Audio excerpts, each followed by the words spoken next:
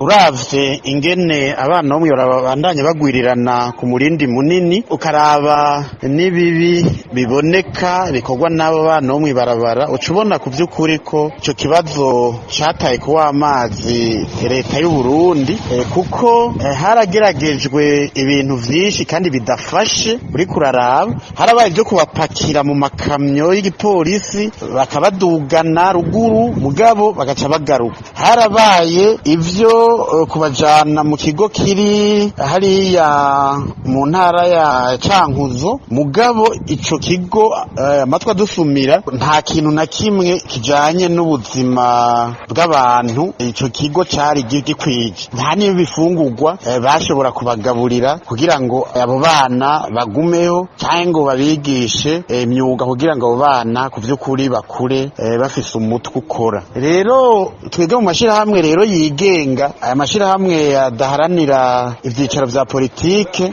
ico kibazo na twebwe gisa n'icaturengeye, kuko ku vy'ukuri ikibazo kijanye n'abantu na gestion y'abantu ni ikibazo kibazwa leta, kibazwa leta y'u Burundi, ikibazo c'abana bo mw'ibarabara. Ubushikiranganji bujejwe bijya vyo gufatana mu nda n'ivyagataka ka kiremwa muntu nibo babazwa ubwa mbere ibijanye n'ikibazo c'abana bo mw'ibarabara. Abo bana bo mw'ibarabara rero bari mu mice myinshi, hariho abana bafise ubuzima nyene bwo mw'ibarabara, baba mw'ibarabara nyene, hakaba n'abana baza bava mu mihana mugabo bakirirwa mw'ibarabara. Abo bana rero bose hamwe bahurira mw'ibarabara, mu mabarabara cane cane yo mu bisagara. Ayo mabarabara rero iyo bashitsemwo barakora ibibi vyose bishoboka, barategera bakambura abantu, barafata ku nguvu utwana tw'udukobwa, bariba cane amatelefone, abantu barengana amashakoshi, abakobwa cane cane. Abana bo mw'ibarabara rero ku vy'ukuri ni nk'iyindi ngwano ku vy'ukuri igihugu gifise, kuko urumva nta kintu